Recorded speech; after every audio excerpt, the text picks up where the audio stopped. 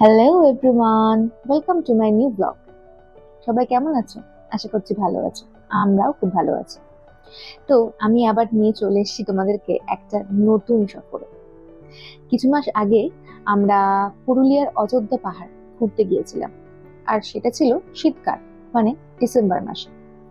তো সেই সফরের এক্সপিরিয়েন্স শেয়ার করার জন্য আবার নতুন ভিডিও নিয়ে আমি হাজির হয়ে গেলাম।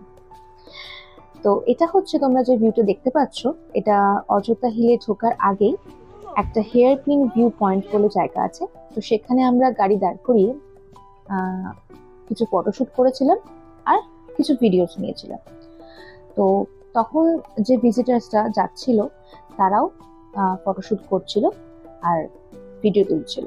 তো আমরাও তার ব্যতিক্রম যাইনি। অ্যাকচুয়ালি দূর থেকে পাহাড়গুলোকে তো দেখতে অসাধারণ লাগছিলই, আর পাহাড়ের মধ্যে দিয়ে যে রাস্তাগুলো এঁকে বেঁকে যাচ্ছিল সেগুলোকে দূর থেকে অনেকটা হেয়ার পিনের মতোই লাগছিল।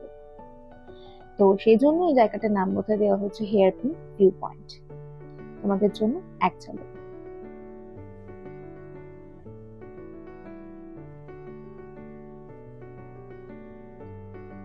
চারিদিকটা এত অসাধারণ লাগছিল দেখতে যে কি বলবো।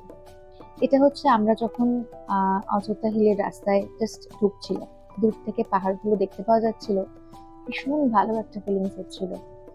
আর শীতকালও ছিল, ওয়েদারটা বেশ ভালোই ছিল। তো আমরা এনজয় করেছিলাম, ভীষণভাবে এনজয় করেছিলাম। তো হোটেলে পৌঁছে যাওয়ার পরে সেদিনকে রাত্রিবেলা আমরা আমাদের ফার্স্ট অ্যানিভার্সারি ছোট্ট করে সেলিব্রেট করেছিলাম আমাদের নিজেদের মতো।